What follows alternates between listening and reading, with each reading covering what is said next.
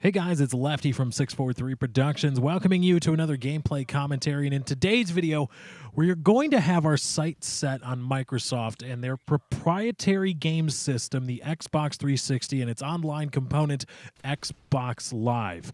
There's a lot of bullshit going on that I think you guys should be made aware of. So go ahead and get ready to hit that like button. Remember, likes, favorites, comments, and shares via Facebook and Twitter do help me out. And this video starts right now.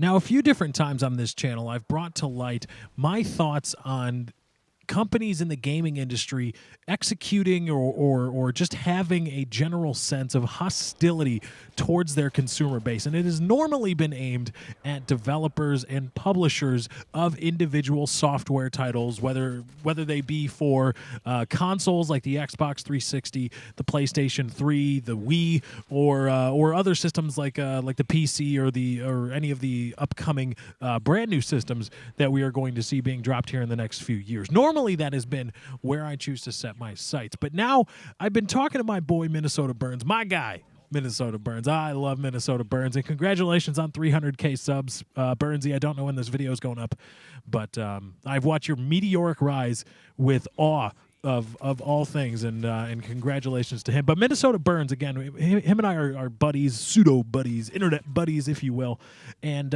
he's told me a few times about some of the things he's had to deal with regards to Microsoft and Xbox, and I had never really thought about it up until this point, but I believe that it wouldn't be fair for me to only focus on developers and publishers, because indeed Microsoft and Nintendo and Sony, the owners of the Wii, the Wii U, the PlayStation 3, the PlayStation Vita, respectively, they do have an air of hostility about them as well. Now, before I get into this video, I want to point out something real quick. I want people to be able to differentiate my criticisms of the companies, of the owners of these systems, and the systems themselves. I own an Xbox.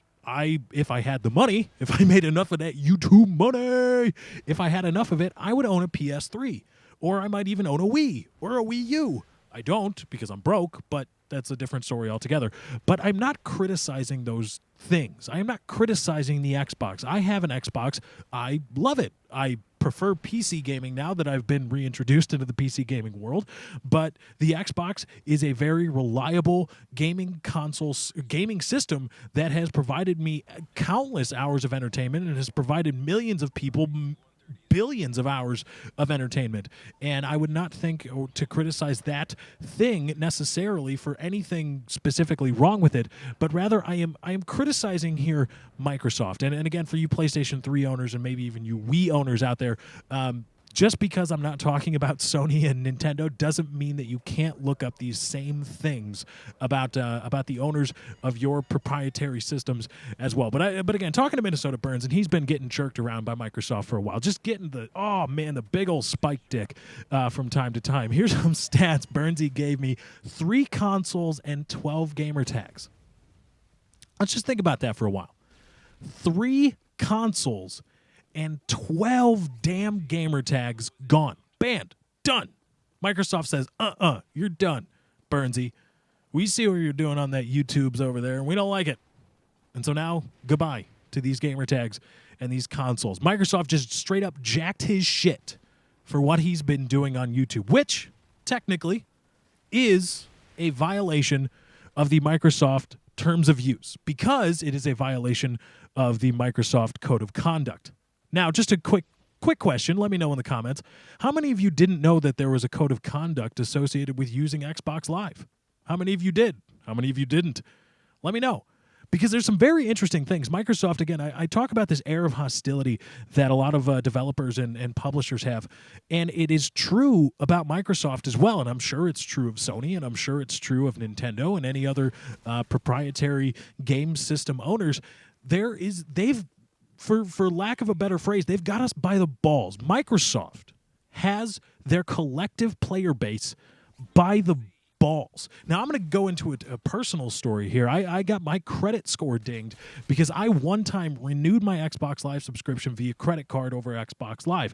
And, of course, I didn't read the 8 pages of the terms of use and code of conduct that they make you agree to every single time. Who does, right? Fuck that. I want my shit. I bought Microsoft points, or I bought a new subscription to Xbox Live. I want my shit. I want it now. I want to play it. Damn it. Screw your fucking bullshit, Microsoft, and your contracts, and you need an attorney to understand that shit anyway. But I didn't look at it, and then all of a sudden I saw these charges on my credit card after 3 months. I'm like, what is this from Xbox Live? I didn't buy anything.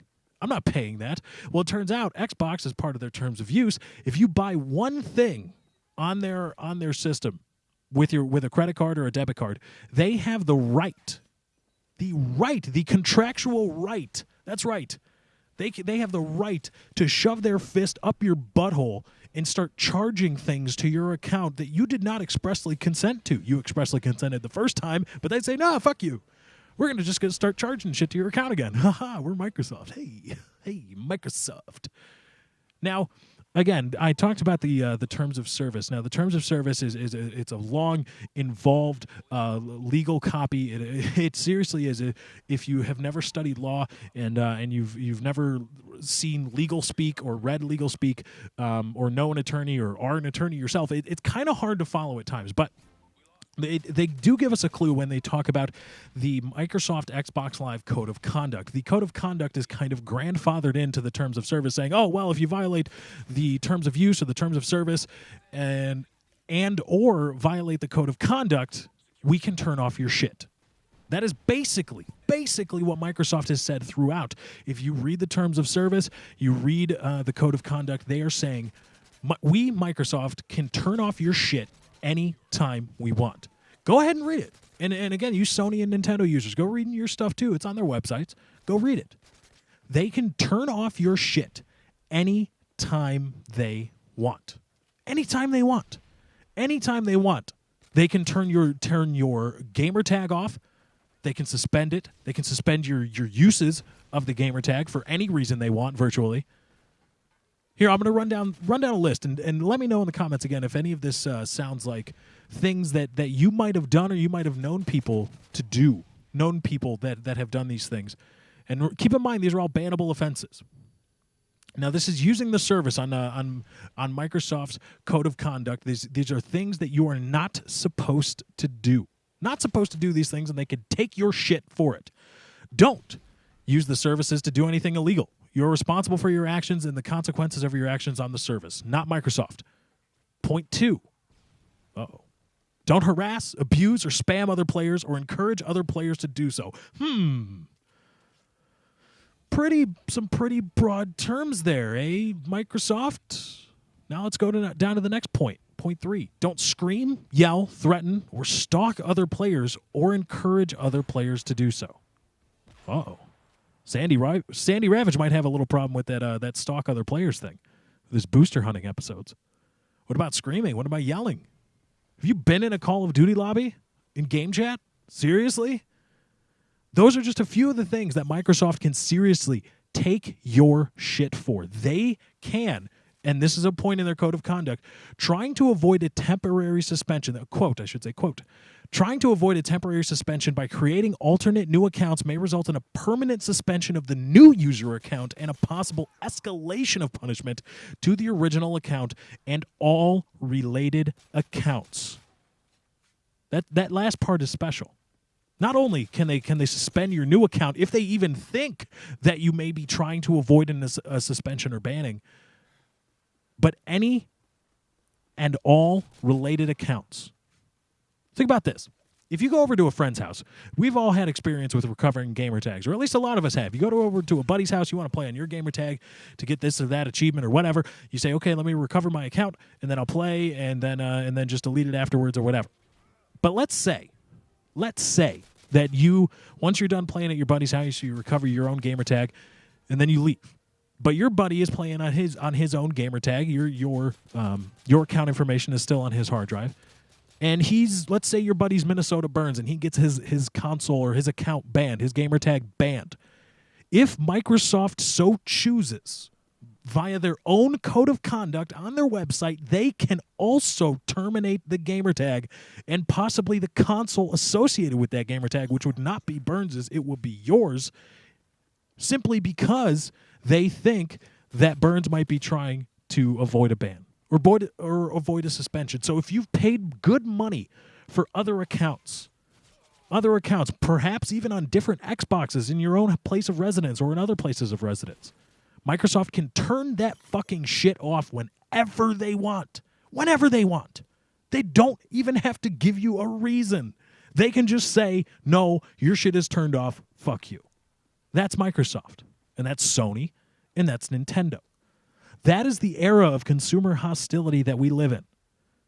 The hostility that these gaming companies harbor towards consumers is at an all-time high. This is eerily reminiscent of the Call of Duty Elite terms of service, where they say they can at any time stop giving DLC, because when we pay for Call of Duty Elite Premium, one of the promissory things is DLC. But in the terms of service, in the license agreement, Activision says we can stop giving DLC whenever we want.